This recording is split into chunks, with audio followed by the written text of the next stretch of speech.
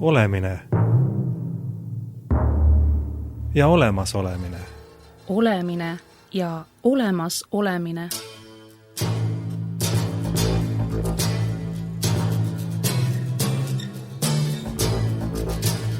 Olemine ja olemas olemine. Olemine ja olemas olemine.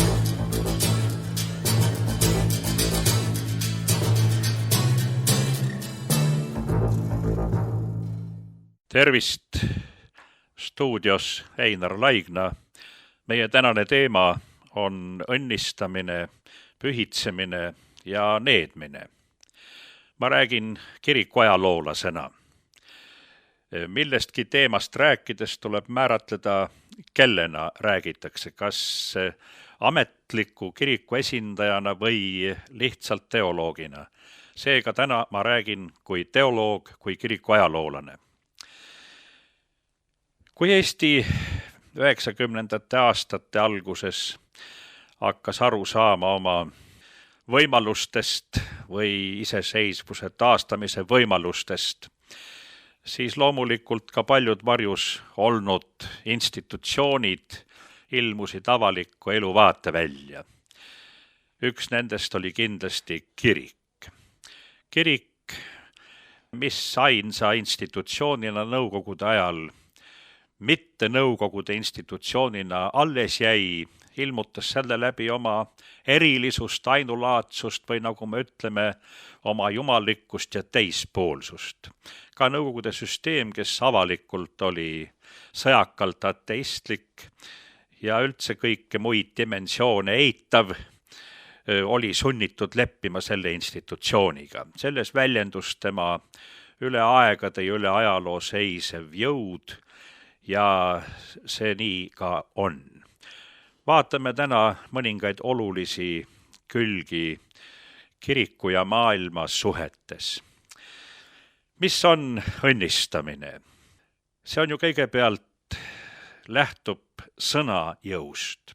Sõna, logos, mis tänapäeval on suuresti ju devalveerunud ja vähetähenduslik ülearuse lobisemise ja tühja laterdamise tõttu, ja selle tõttu, et nagu see sõnavabadusest arusaam on, et mida sülg suhu toob, seda sealt välja ajame, aga muinaskultuurides ja inimkonna algaegadel, siis kui kultuurid sündisid ja maailma tsivilisatsioon rajati, logos, kreekakeelne sõna tähendas loovat väge. Me teame ka, et aegadel, arhailisel ajal oli sõna niivõrd võimas, et kui kaks maagi või võimsa sõnaga inimest vastamisi üksteist näiteks sajatasid, siis iga sajatuse peale see teine vajus jälle jupikese maa alla. Ja võitjaks jäi siis see, kes teise sajatas maa alla üldse minema. Need vanad lood ei ole ainult kirjanduslikud kujundid või nagu me ütleme mütoloogiad, nende taga on reaalsed jõud ja ei ole midagi imelikku, kui kunagi see vägi nii suur oli, et nii ka tõesti toimus. Nüüd maailma loomine nagu ise on logos, see tähendab loov sõna ja selles väljendub sõnavägi, et öeldi üks sõna ja sellest sõna ütlemisest sündis midagi. Näiteks saagu valgus ja valgus sai. Sõnavägi oli suur ja selle tõttu sõna maksis, sõna kaalus midagi.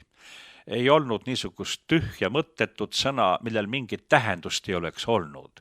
Lühidalt, sõna kannab endas alati mitte ainult tähendust, vaid ka väge, mingit jõudu, mingit energiat ja selle lausumise läbi see energia hakkab tegutsema, läheb käiku ja saadab midagi korda. Kahtlemata on see nii ka tänasel päeval. Kui see nii ei oleks, siis ei oldaks nii tundlik paljude üteluste suhtes ja see juba ise näitab seda, et sõna ei ole lihtsalt sõna, vaid sõna taga on midagi rohkemat ja sõna taga on ka mingi jõud, mis võib midagi teha. Seega sõna jõud on ajaloos selge. Aga mis tegelikult toimub? Nüüd on hiljuti ilmunud üks raamat ja veel teine juurde, jaapanlase Isauro Maamoto või kuidas ta nimi oli täpselt, veesõnumid.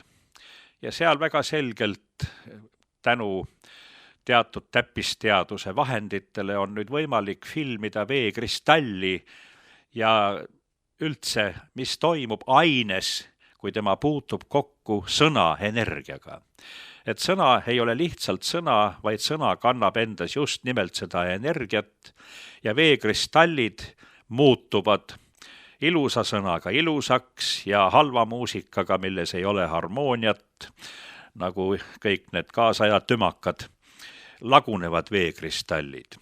Siit on ju väga lihtne mõista, mis toimub inimesega vastavalt sellele, mida talle öeldakse, kas teda õnnistatakse, soovitakse head, öeldakse tervist, päikest, ilusat päeva või öeldakse talle midagi halba. Sellel on otsene mõju inimese füüsilisele struktuurile ja see alati muutub sellega seoses. Sõnajõud ei vaja vist pikemat seletamist, ehkki see oleks huvitav teema, kui ainult piirduda juba folkloorse või arhailise või ürgajaga. Ürgaeg ei tähenda, et inimesed oleksid olnud rumalad, vastupidi. Tolle aja inimesed olid oma võimsuse ja loomupäraste omaduste poolest meist palju vägevamad. Tuleme nüüd kiriku juurde ühiskonnas, kelle ülesanne on nii-öelda olla Jumala sillapea siin maailmas. Kirik ja maailm ei saa kunagi samastuda. Kogu keskaegne kiriku ja üldse ajalogus on ju lahutamatult üks tervik. Selle ajaloo sisu oligi ju keskajal küsimus investituurist ehk küsimus investiire, õigus riietada ehk ametirüüd anda, lühidalt, kellel on õigus määrata piiskoppe, kohalikke piiskoppe, kas kohalikul ilmalikul valitsejal, kuningal, vürstil või Rooma paavstil. Selles küsimuses kirik ei taganenud iialgi ja see investituuritüli läbib kogu keskaja ja on põhiliseks küsimuseks, mis sisuliselt on võimu küsimus. Kellele peab kuuluma inimühiskonnas kõrgeim võim? Kas kirikule kui Jumala representandile maailmas või selle maailma ilmalikele valitsejatele? Oli ju selge see antiigist juba, et taevased asjad on üle maiste ja maised asjad otsustuvad taevas või ütleksime tänapäevaselt, maa sõltub kosmosest ja kosmilised jõud ja kosmilised sündmused määravad maa saatuse, see kõlaks kaasaja keeles umbes nii. Siis kirik pidi õpetama ühiskonda ja üritas üles ehitada maa peal kristlikku riiki. Igasugune sotsiaalne ülesehitustöö on loomulikult ränk raske ja see ei lähe kunagi ju libedalt, seda me näeme oma enda elust siin iga päev, mille kohta kehtib ju ilus ütelus. Tahtsime kõige paremat ja välja tuli nagu alati, milles resigneerunult tunnistatakse teatud inimese korruptiivset või patust olekut, mille tõttu ka meie head kavatsused võivad välja kukkuda vastupidiselt soovitule. See on nagu füüsikaseadus või nagu füüsikud ütlevad, et me elame karedas maailmas või tuntud Murphy seadus, et võileib pidi kukkuma alati või poolega vasta põrandat. Minul on muuseas juhtunud 2 korral ka vastupidi ja siis ma imestasin hommiku vara, et Murphy ilmselt magab alles, et tema seadused vahel ei kehti. Nali naljaks, aga nii on. Nüüd, kui Eesti Vabariigis siis kirik tuli avalikkusesse, sai väga niisuguseks levinud kiireks moeks, mis nüüd ka praegu on, nii natukene küll tagasihoidlikumalt, et kõikvõimalike asjade alustamine ja avamine ja ausambad ja et sinna kutsuti kiriku esindaja, kes siis õnnistas selle ausamba asutuse, institutsiooni või ürituse sisse. Muidugi Eesti ateistlikus ühiskonnas on selle vastu ka palju siin suud pruugitud, seda selleks, mis selle sisu siis siiski on. Inimesed soovivad vaistlikult, tajudes, et kõik ei sõltu meist, soovivad sellele jätkumist, püsimist, lühidalt öeldes soovivad õnnistust. Ma mäletan, kui Lihula kuulsa ja skandaalse ausamba pühitses sisse ka kohalik kirikuõpetaja. Ja ta jättis kahjuks ühe asja tegemata. Ta koos selle õnnistuse ja siin tuleb ka vahet teha, mis on õnnistamine ja mis on pühitsemine. Tavatsetakse kasutada sõna, et mina pühitsen selle ausamba selleks ja selleks. Pühitsemine tähendab eraldamist ja tuleneb sõnast sellest, et püha on midagi. Ja püha on see, millesse peab olema austav suhtumine. Ja seega automaatselt pühitsemine toob endaga kaasa ka selle vastaspooluse. Ja selle vastaspooluse kahjuks on Eestis olevad kirikud ära unustanud. Käib hoolega pühitsemine, aga kunagi ei öelda juurde, mida tähendab, kui see pühitsus ei too kaasa austavat suhtumist pühitsetud esemesse, ausambasse või millesse tahes. Seega pühitsemise teine pool on ju needus. Ja täna tahaksimegi siis natukene seda vahet näha ja mõningaid asju kiriku ajaloost meelde tuletada. Olemine ja olemasolemine.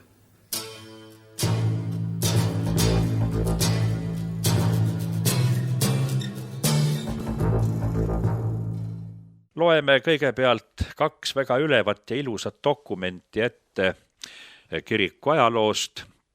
Me näeme ka väga ülevat stiili, peent mõtlemist ja oskust väga dialektiliselt asjade sisu välja tuua.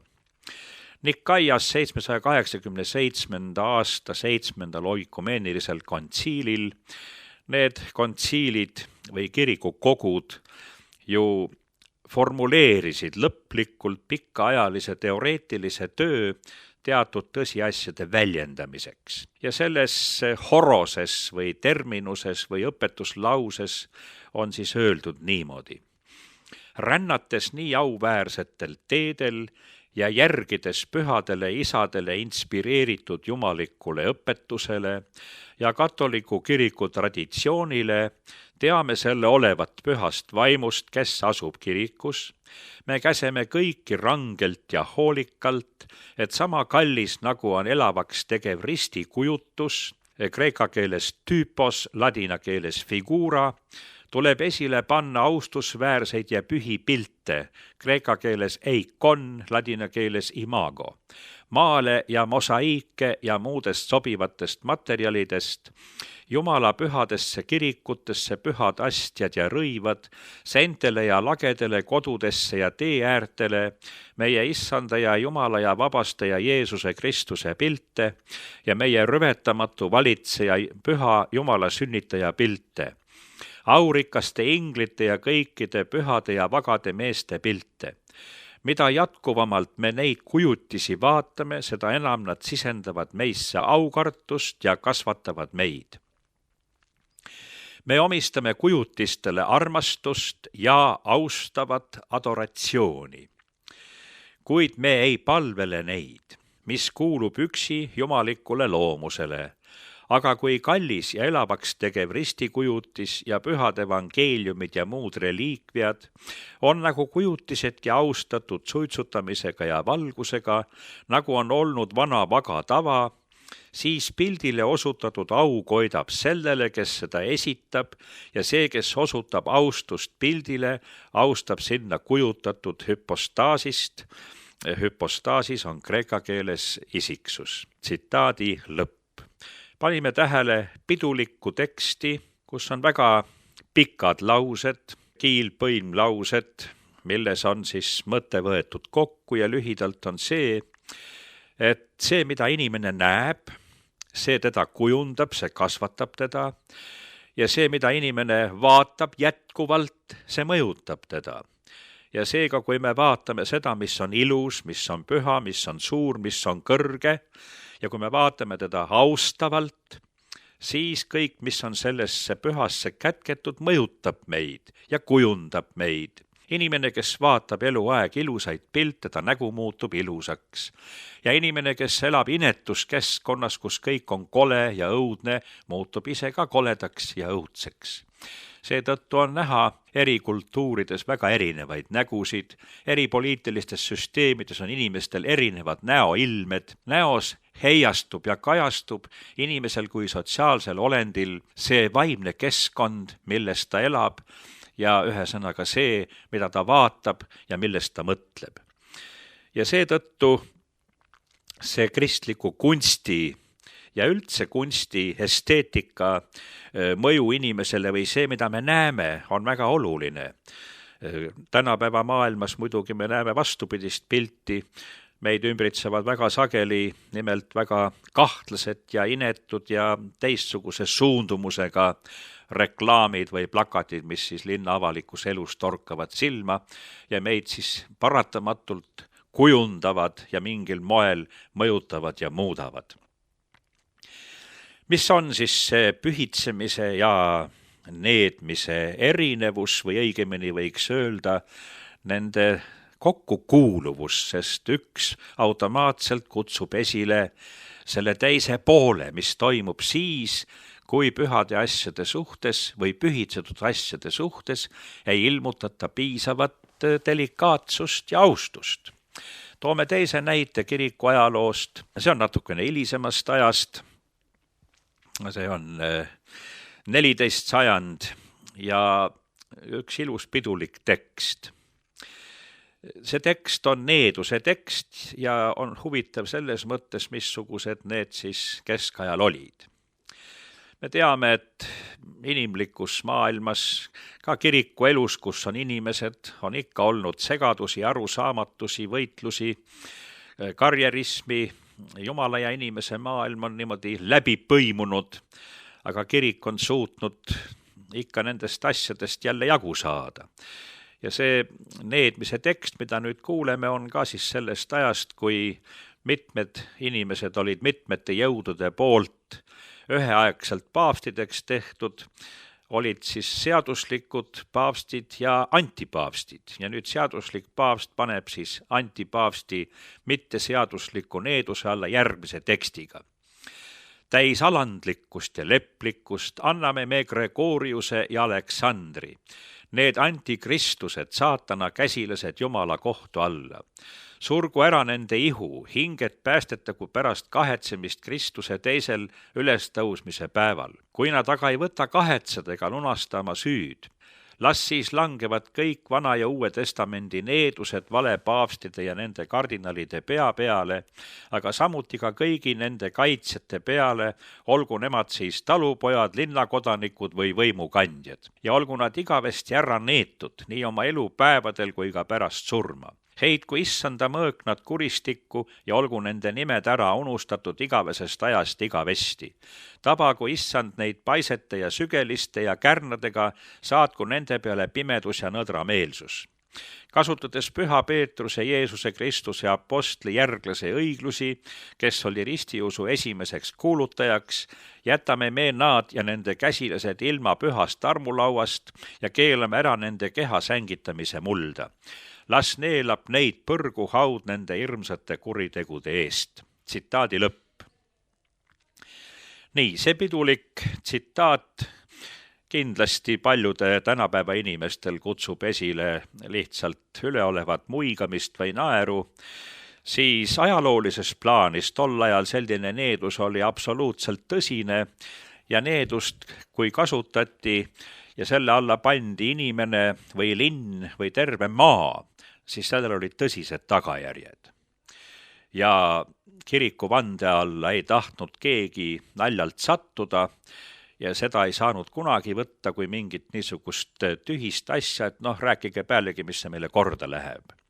Seal oli kaks tegurit. Üks oli see, et see tähendas mitte õigesti ühiskonda kuulumist tolle aja mõiste järele ja teiseks tähendas see ilma jäämist nimelt sellest pühitsevast õnnistusest, mis kiriku läbi maailma tuli ja tuleb. Nüüd võtame selle teksti uuesti käsile ja kujutame ette, et see kirikuõpetaja, kes pühitses sisse Lihula ausamba, oleks niisuguse teksti lugenud, et meie pühitseme täna siin selle Eesti rahvavõitluste mälestuse ausamba sisse ja nüüd, kui edasi oleks niimoodi olnud, et kui kellegil tuleb tahtmine või anda käsk seda nüüd pühitsetud ausammast siit puudutada, rövetada või temasse mitte aupaklikult suhtuda, siis olgu nad igavesti ära neetud nii oma elupäevadel kui ka pärast surma.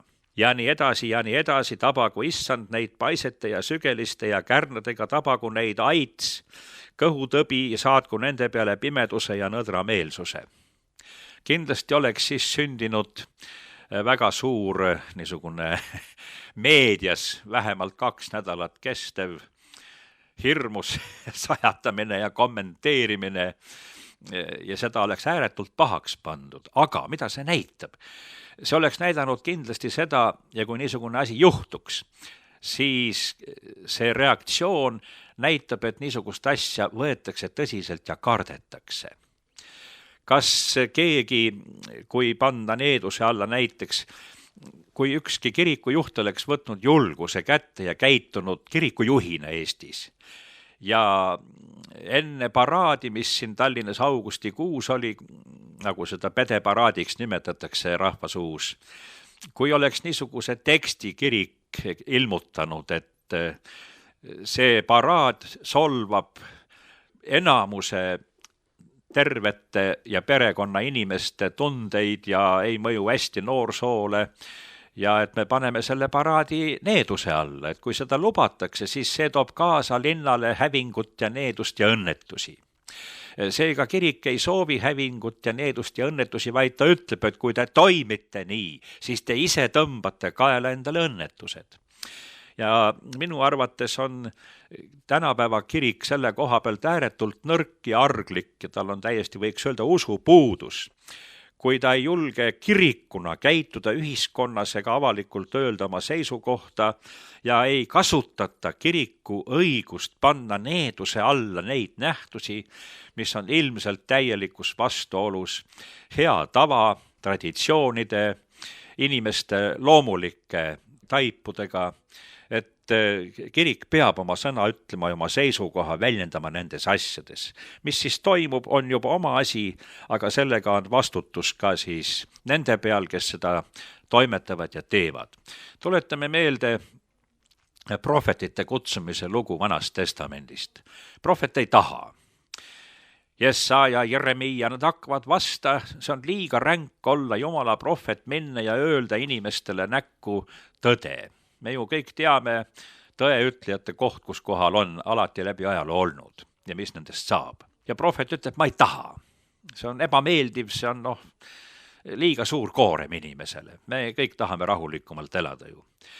Ja ilus selgitus on prohvetile. Mine ja kuuluta. Prohvet ütleb, sellest pole mingit kasu, niikuinii keegi ei kuule, see on mõttetu. Inimolend on siivõrd sõge, et ta ei arvesta sellega. Ja Jumala vastus on väga ilus ja lihtne ja selge. Mine ja kuuluta, sest kui sa ei saa neid päästa, siis sa võid neid hukka saata. Ja sellest hetkest, kui neile on öeldud ja nad teavad, vastutavad juba nemad ise ja sinu peal ei ole süüd. Kui sina ei räägi, mida sa tead, on see sinu süü. Kui sa oled rääkinud, oled sina süüst vaba ja nemad vastutavad ise. Seega prohveti kuulutus toimis otseselt kuidas? Ta ei toiminud inimesi päästvalt, ta toimis inimesi hukutavalt. Sest tõega on nii, sa võtad vasta ja võtad vasta õnnistuse, tõukad tõe ära, oled sa ise valinud vastupidise. Nii et niisugune kohutav sõna, mis oli 1500 aastal kirikus nagu maledicata, anathemata, kreeka keeles anatheem on needuse alla panema. See needus ei olnud lihtne asi.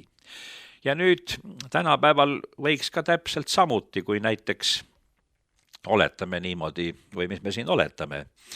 Rahvas ei tahtnud, et Sakala keskus maha kistakse. Üldsus oli selle vasta ja ometi kisti maha.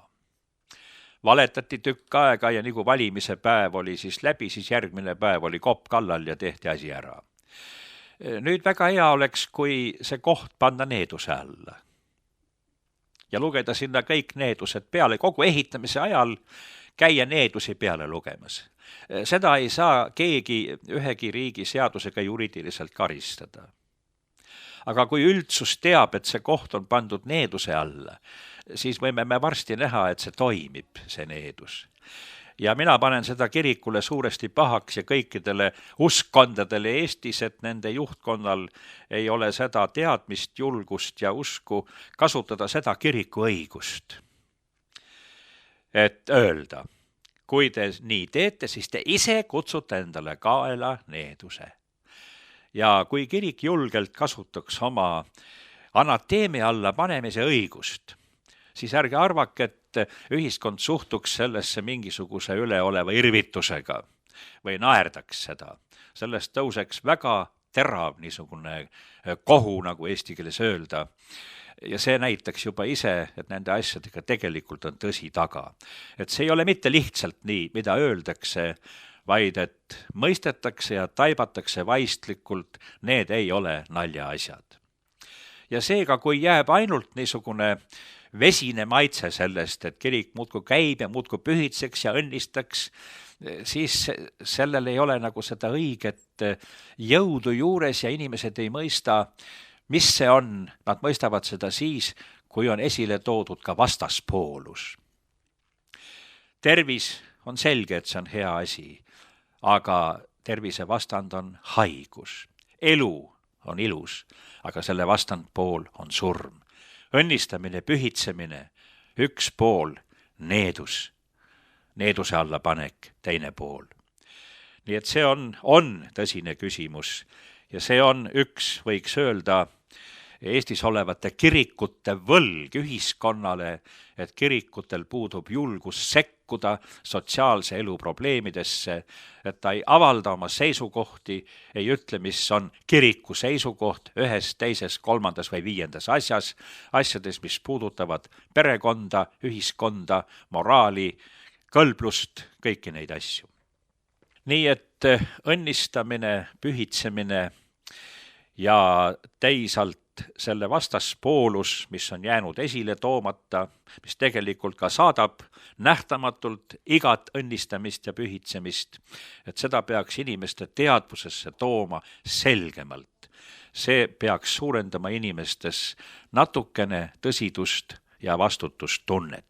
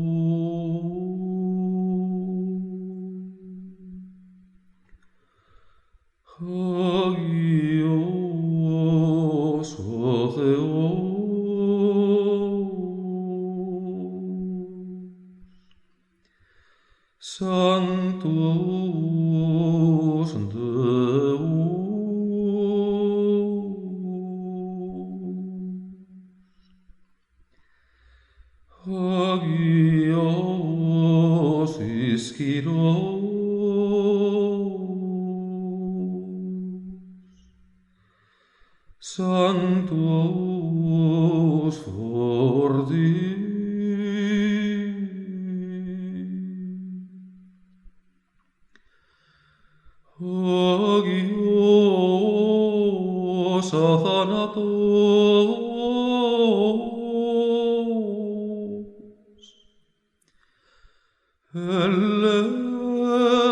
eleison imaos,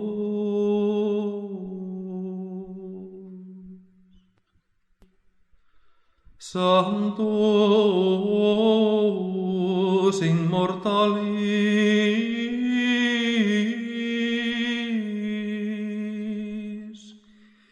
miserere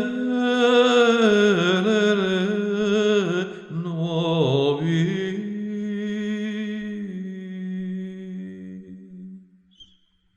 Ego propter te flagellavi Egyptum, cum primogenitis sui, et tu me flagellatum tradidisti.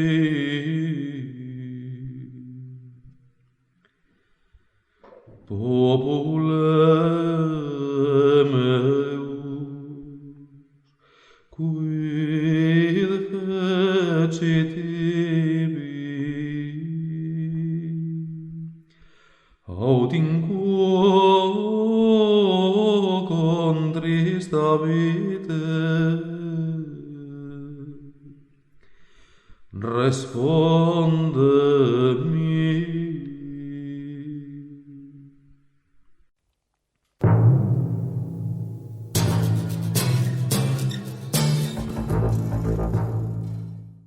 Nüüd tuleme uuesti tagasi selle ühe needuse ette loetud teksti juures. On veel üks oluline lõik teksti alguses, mis vajab erilist tähelepanu. Kui siin on öeldud needuses, surgu ära nende ihu, siis edasi on öeldud, hinged päästetagu pärast kahetsemist Kristuse teisel ülestõusmise päeval. Kui nad aga ei võta kahetseda ega lunasta oma süüd, las siis langevad kõik Vana ja Uue Testamendi needused nende peale ja nende kaitsjate peale. Nii, milles on siin mõte? Siin on mõte ikkagi hea poole peal. Koos needusega on antud ikkagi võimalus. Ja milles see on? Et kõigest hoolimata, kui nad kahetsevad, on nende hinged päästetud pärast kahetsemist Kristuse teisel ülestõusmise päeval. Meid huvitavad siin siis kaks sõna. Üks on kahetsemine ja teine on hingede päästmine. Näiteks igapäevases elus vabandamine. Vabandamine võib olla formaalne, mille juures inimene küll vabandab, kui ta tegelikult ei kahetse. Ta vabandab moe pärast või mingi muu huvi pärast, lihtsalt et rahu oleks, ütleb vabandust, kuid kahetsust ei ole. Siis seeläbi ei too see vabandamine kaasa temale endale pääsemist. Mis mõttes pääsemist? Pääsemist kõigepealt igapäevase elu psüühilisel tasandil. Inimese alateadvus on üks niisugune varakamber, kuhu ladestuvad asjad ja alateadvust inimene ei saa petta. Me võime teadvust petta ja seda me teeme iga päev, enamal ja rohkemal määral. Mida suurem on inimese enese tundmine, seda vähem saab ta petta oma alateadvust, kui ta teab, mismoodi seal protsessid käivad.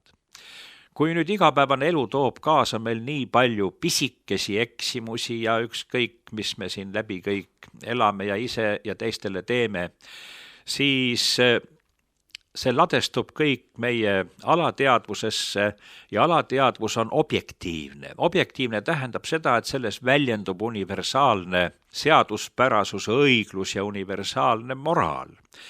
Ja kõik, mis me oleme teinud halvasti, see ladestub sinna ja ükskõik, mis sinna peale tuleb, me nagu ei teaks seda. See sealt alt ometi mõjutab inimeste käitumist, seisundit. Kui vaadata ainult meie kuulsat ja kurikuulsat Eesti ja eriti Tallinna liiklust, siis me näeme, kuidas see saast, mis on ladestunud inimeste alateadvusesse, väljendab ennast liikluses või üldises kultuurituses, üldises jõhkruses, üldises ebaviisakuses. See kõik toob selle kaasa, sest inimene on ise niivõrd tige iseenda peale. Aga ta ei tea põhjust, miks ta on ja ta valab selle tigeduse teiste peale välja.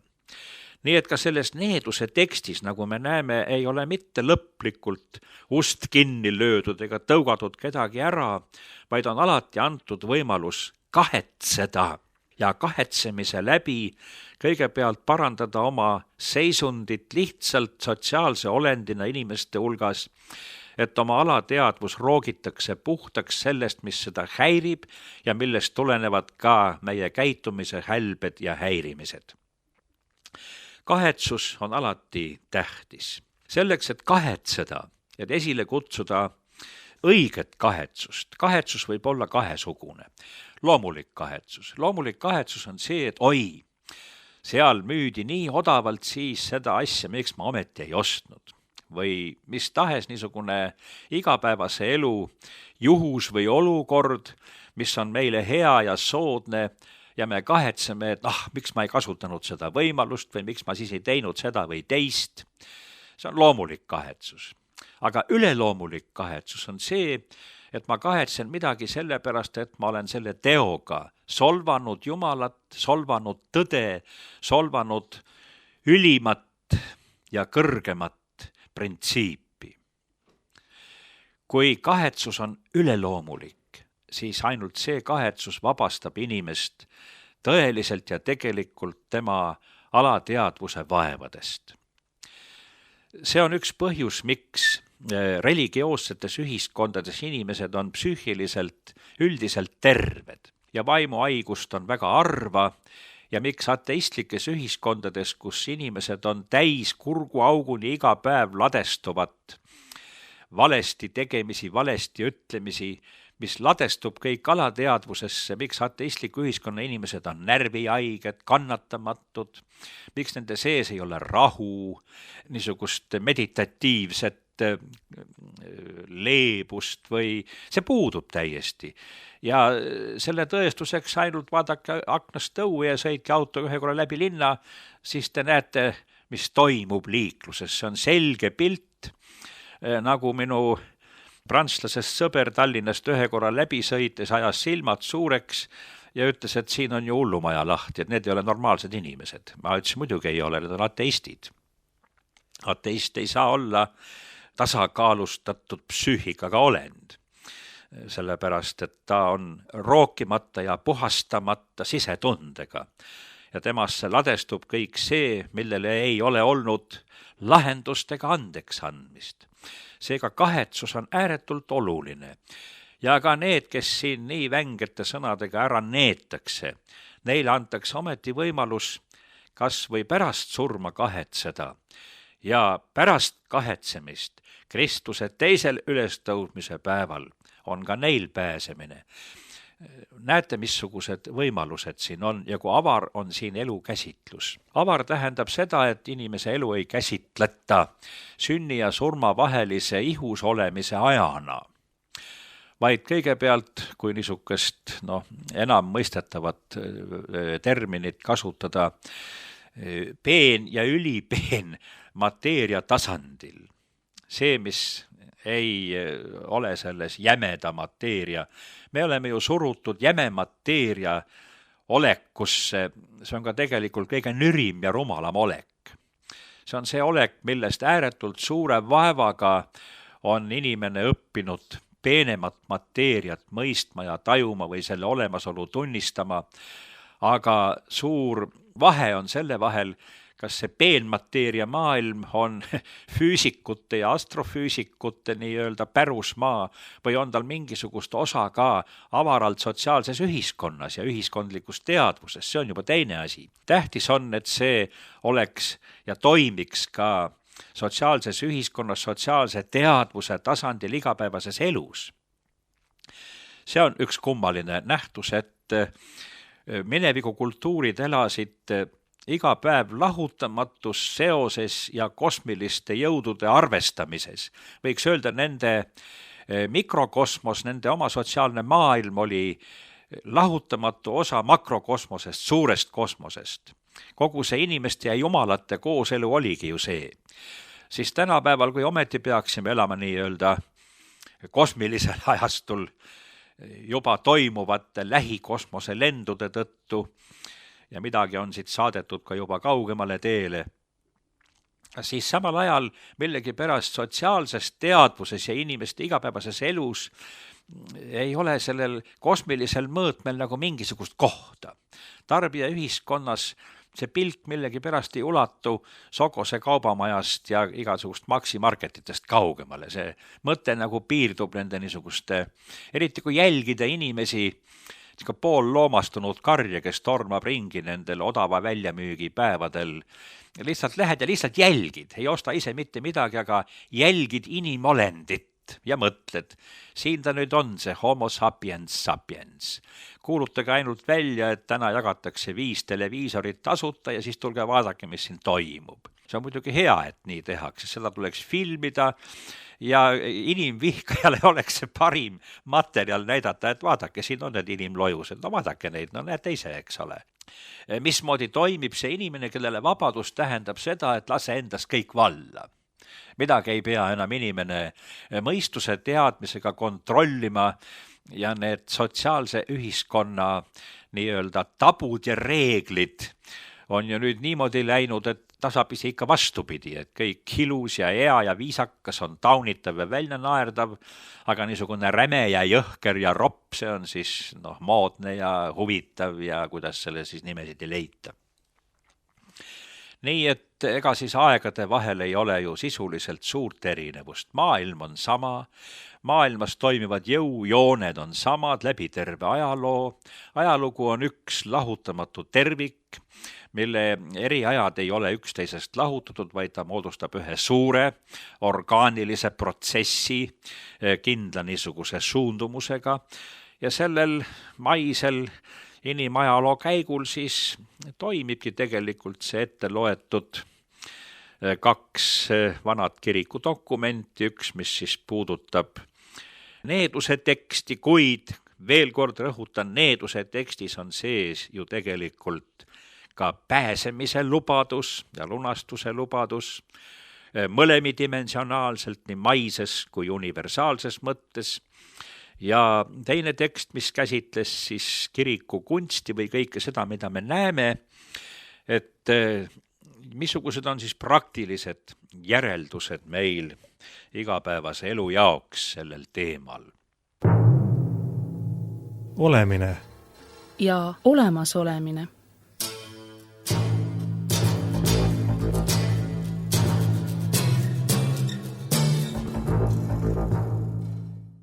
Võtame kokku.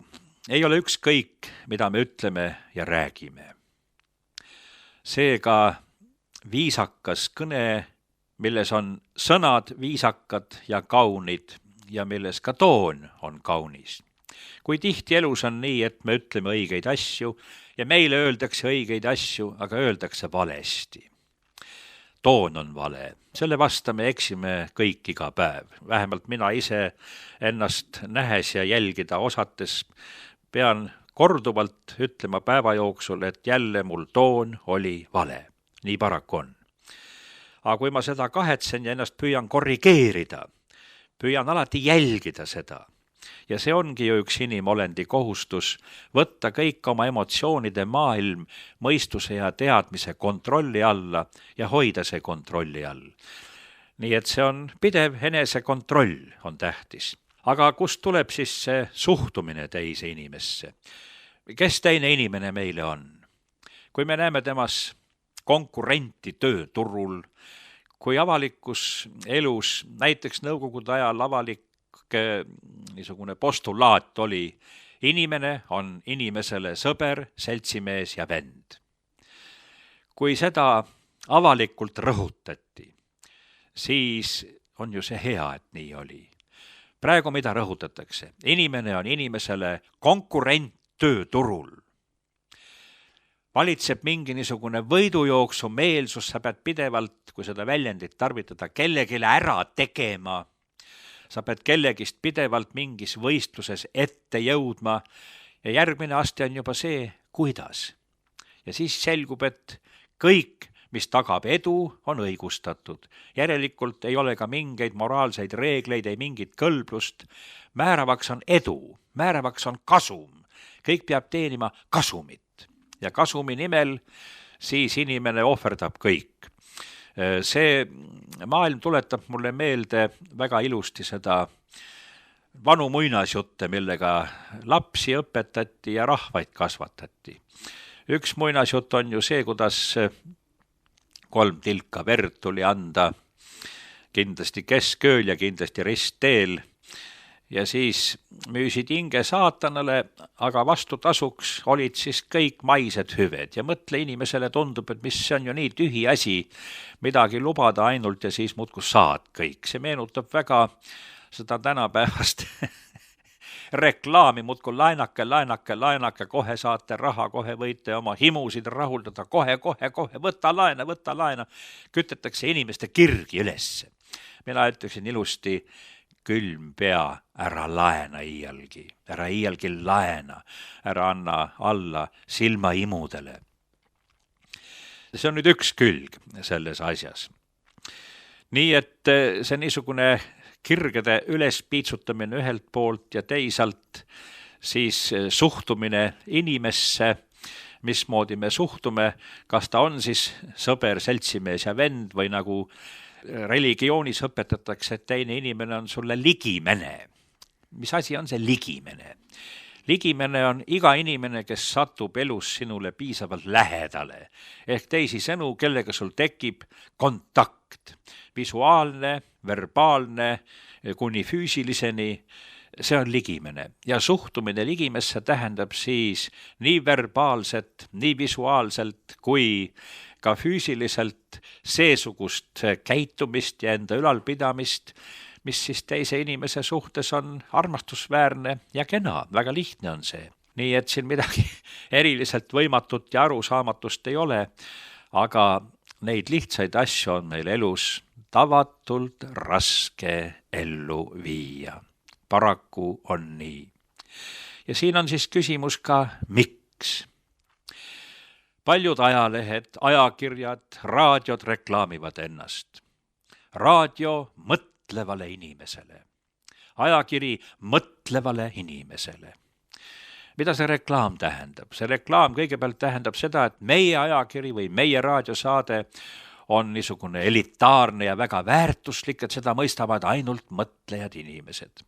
Samal ajal iga inimene on ju veendunud selles, et tema ongi see mõtleja inimene. Järelikult tagab see raadiosaade või ajakiri sellega endale maksimumarvu kuulajaid, sest me kõik oleme mõtlejad inimesed, kindlasti. Ja kindlasti olemegi, ma ei irvita selle üle. Aga nüüd järgmine küsimus.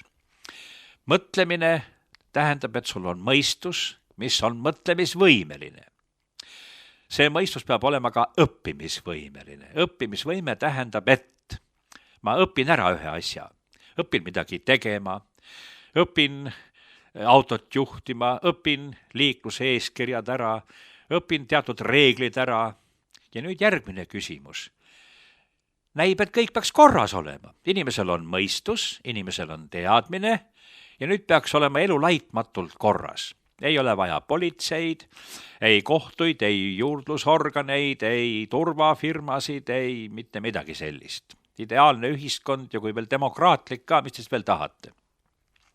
Mida me tegelikus elus näeme, ei vaja vist rääkimist. Suitsupaki peale on kirjutatud kohutavad hoiatused. Üks hullem kui teine ja need on kõik tõepärased. Ja inimene ostab suitsu ja tõmbab seda. Ta teab, tal on mõistus, aga miks ta ei suuda toimida mõistuse ja teadmise kohaselt? Ei ole mingi saladus, missugused on tervislikud eluviisid. Jälle küsimus. Miks inimene siis ei ela tervislike eluviiside järgi? Miks mõistusest ja teadmisest ei piisa, mida on veel vaja? Tahet on vaja. Mis lülitab käiku tahte, mille abil inimene suudab mõistusest tunnetatut ja teada saadut ellu viia? Me näeme, et kui lääne ühiskonnas teadlased tõestavad, et see ja teine asi on kahjulik ja ometi seda massiliselt tehakse, siis anname au islamikultuurile, kas või need ära kirutud ja neetud fundamentalistid. Nendel on tahe tugev. Miks nemad suudavad? Kui Koraan keelab, siis austusest Allahi vasta, Jumala kartusest tingitult ta ei tee seda. Õige kristlane, kellel on Jumala kartus, temal Jumala kartust lülitab käiku tahte ja selle tahte abil ta on suuteline mõistuse poolt tunnetatud teadmist ellu viima. Ongi väga lihtne süsteem. Ja 4. punkt selles niisuguses 4. teoorias on siis vastutus, mõistus, vaba tahe, mõistus, teadmine, vaba tahe ja vastutus, et inimene vastutab. Ja nüüd, kui tal tahe on nõrk ja ta ei suuda ellu viia seda, mida teadmine ja mõistus ütlevad, siis vastutus jääb ikka. Sellest ei pääse. Ainult sinu tahte tugevusest oleneb, kui sa suudad ellu viia mõistuse poolt tunnetatud teadmist, siis on su vastutus väiksem või sa ei peagi vastutama. Kui sa mõistuse poolt tunnetatud teadmist ei suuda tahtega ellu viia, vastutad ikka objektiivselt ja tulemuseks on pahandus, rikutud tervis või mis tahes.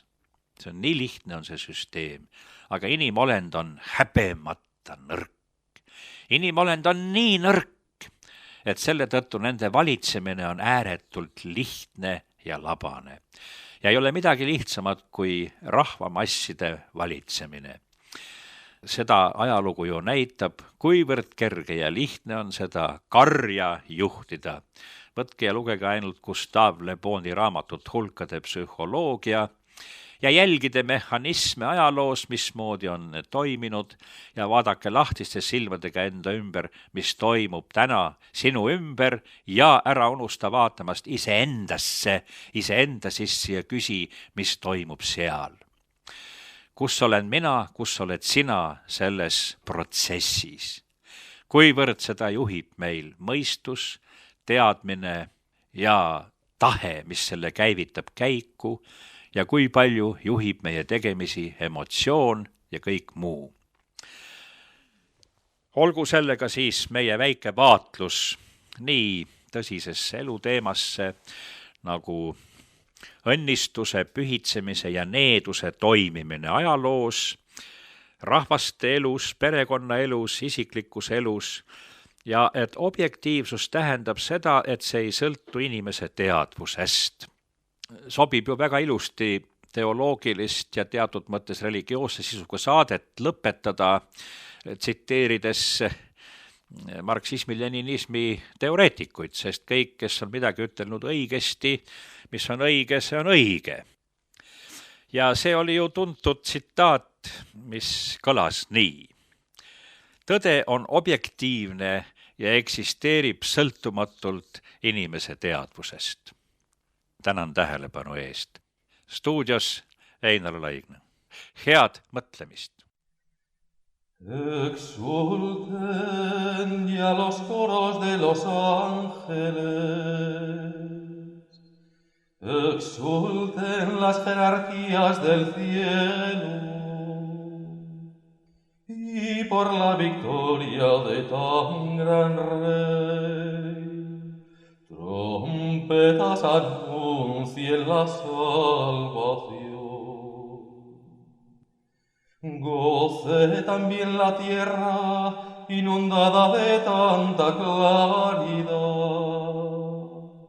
y que radiante con el fulgor del Rey eterno se sienta libre de la tiniebla que cubría el orbe entero. Alégrese también nuestra Madre la Iglesia, revestida de luz tan brillante, y con las voces de los pueblos resuene este templo. El Señor esté con vosotros. Espíritu. Levantemos el corazón, lo tenemos levantado hacia el Señor. Demos gracias al Señor nuestro Dios. Es justo y necesario. En verdad es justo y necesario aclamar con nuestras voces a Dios invisible, Padre Todopoderoso, y a su único Hijo, nuestro Señor Jesucristo. Porque Él ha pagado por nosotros al Eterno Padre la deuda de Adán, y derramando su sangre, canceló el recibo del antiguo pecado. Porque estas son las fiestas de Pascua, en las que se inmola el verdadero Cordero, cuya sangre consagra las puertas de los fieles.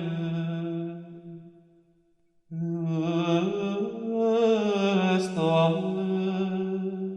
es la noche en que sacaste de Egipto a los israelitas nuestros padres y los hiciste pasar a pie el Mar Rojo.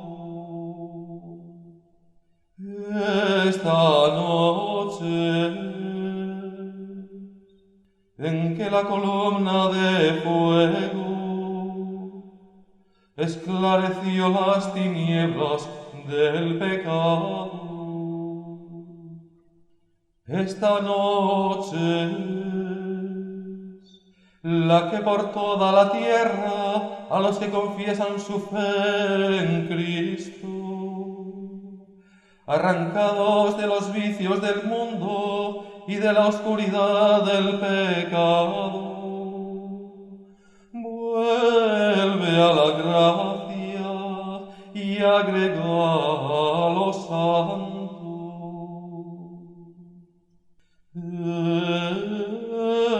Esta es la noche en que rotas las cadenas de la muerte, Cristo asciende victorioso del abismo. Oh, asombroso beneficio de tu amor por nosotros. Oh, incomparable ternura y caridad, para rescatar al esclavo entregaste al Hijo. Oh, cierto necesario fue de Adán el pecado, por la muerte de Cristo borrado fue. Feliz la culpa que tal y tan grande mereció a su Redentor. Y así esta noche santa ahuyenta los pecados, las culpas lava, devuelve la inocencia a los caídos y a los tristes la alegría. Oh, noche dichosa, en que el cielo y la tierra, lo humano y lo divino se unen. En esta noche de gracia, acepta, Padre Santo, este sacrificio vespertino de alabanza que la Santa Iglesia te ofrece por medio de sus ministros, en la solemne ofrenda de este cirio, hecho con la cera de la las abejas. Te rogamos, Señor, que este cirio consagrado a tu